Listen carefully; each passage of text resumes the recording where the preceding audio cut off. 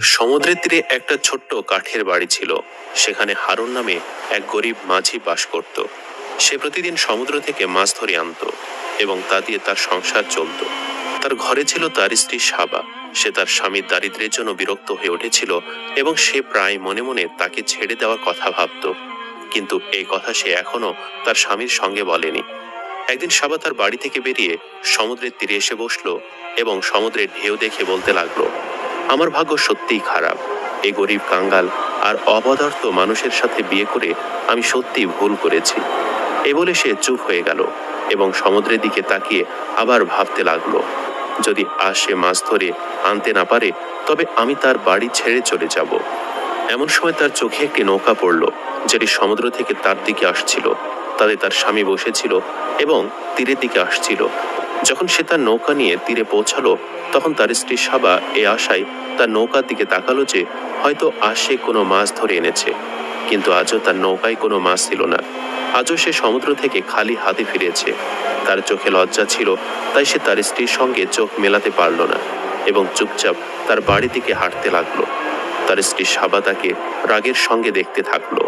হারুন যখন তার বাড়ির দরজা খুলে ভেতরে ঢুকলো এবং লজ্জায় দেওয়ালে হেলান দিয়ে বসলো, তখন সাবাও তীর থেকে উঠে তার পিছনে চলে এলো এবং সাবা অভদ্রভাবে তার স্বামীকে বলল, আজও গ্রামের সব মাঝিদের জাল মাছ দিয়ে ভরা ছিল, আর তুমি এতটাই অভাগা যে 20 দিন ধরে একটিও মাছ ধরতে পারোনি। স্ত্রীর মুখে এমন কথা শুনে হারুন হতাশ কণ্ঠে বলল, সাবা, আমি চেষ্টা তো করছি, কিন্তু কি করব, ভাগ্য সঙ্গ দিচ্ছে না। তবে তুমি চিন্তা করো না, দেখো কাল সকালে সব ঠিক হয়ে যাবে। তখন সাবা তাকে ধমক দিয়ে বলল, তুমি আমার কথা কান খুলে শোনো, যদি কালও তুমি কোনো মাছ ধরতে না পারো তবে আমি চিরকালের জন্য তোমাকে ছেড়ে আমার বাবা মায়ের বাড়ি চলে যাব। এই বলে সে মুখ বিকৃত করে বাসন পত্রের কাছে এসে বলল, সম্ভবত সে তার স্বামীর কাছ থেকে খাবারের জিনিস লুকাতে চাইছিল। তখন মাঝি হারুন বলল, সাবা, আমি জানি তুমি আমাকে ছেড়ে কখনো যাবে না।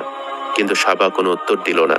তখন হারুন আবার বলল, আমার খুব ক্ষুধা লেগেছে, আমি সকাল থেকে কিছুই খাইনি, আমাকে খাওয়ার জন্য কিছু দাও। স্বামীর কথা শুনে সাবা রাগের সঙ্গে বলল, কোথা থেকে দেব তোমাকে খাবার? তুমি কি কিছু উপার্জন করে এনেছিলে? আমি নিজেও তোমার জন্য সকাল থেকে ক্ষুধার্ত। তোমার সঙ্গে থাকার চেয়ে ভালো আমি আমার বাপের বাড়ি ফিরে যাই, নয়তো সমুদ্রে ঝাঁপ দিয়ে আমার জীবন দিয়ে দেই। সাবার মুখে এমন অপ্রত্যাশিত কথা শুনে হারুন তার জন্য কোনো প্রতিবেশীর কাছ থেকে রুটি ভিক্ষা করতে বাড়ি থেকে বেরিয়ে গেল। বাহিরে তখন রাত হয়েছিল। সমুদ্রের প্রচন্ড হাওয়া হারুনের সঙ্গে এমনভাবে ধাক্কা খাচ্ছিল যেন দারিদ্র তার বাড়ির দরজায় ধাক্কা দিচ্ছে। এদিকে হারুনের বাড়ি থেকে বেরোনোর সঙ্গে সঙ্গে সাবা মাটির পাত্রে লুকানো তরকারি এবং রুটি বের করে তাড়াতাড়ি খেতে শুরু করলো। ওদিকে হারুন তার গ্রামের এক মাঝি সিরাজের বাড়ি দরজায় পৌঁছে দরজায় টোকা দিতে লাগলো। ফলে সিরাজ বাহিরে এলো। হারুন তখন বলল, ভাই সিরাজ, আজ বাড়িতে খাবারের জন্য কিছুই নেই, তুমি কি খাবারের জন্য কিছু দিতে পারো? গ্রামের সব মাঝিরা জানতো যে হারুনের ভাগ্য খারাপ চলছে, তার জালে কোনো মাছ আসে না। এই কারণে সিরাজও এখন তার সঙ্গে মেশা এড়িয়ে চলত। সিরাজ ঘৃণার সঙ্গে বলল, এই মুহূর্তে আমার বাড়িতে কিছু নেই, আর হ্যাঁ, পরের বার এখানে আসিস না। হারুন সিরাজের বাড়িতে পড়ে থাকা মাছের স্তূপ দেখতে পেল, যেগুলো সে সকালে বাজারে বিক্রি করার জন্য রেখেছিল। তখন হারুন সে মাছের দিকে ইশারা করে সিরাজকে বলল, আল্লাহ তোমাকে আজ অনেক মাছ দিয়েছেন, তুমি কি এগুলোর মধ্যে থেকে আমাকে একটা মাছ দিতে পারো? আমি ভিক্ষা চাইছি না, এটা তোমার কাছ থেকে আমার ধার থাকবে। আমি যখনই সমুদ্র থেকে মাছ ধরবো তখন একটার বদলে দুটো মাছ তোমাকে ফিরিয়ে দেব। হারুনের কথা শুনে সিরাজ রাগের সঙ্গে বলল, একটা মাছ ধরতে পারিস না আর আমাকে দুটো মাছ ফিরিয়ে দিবি? চল দূর হ আমার বাড়ি থেকে। অতঃপর হারুন লজ্জিত হয়ে মাঝিদের গ্রামের আরেকটি বাড়ির দিকে গেল, কিন্তু সেখান থেকেও তাকে অপমান করে তাড়িয়ে দেওয়া হলো।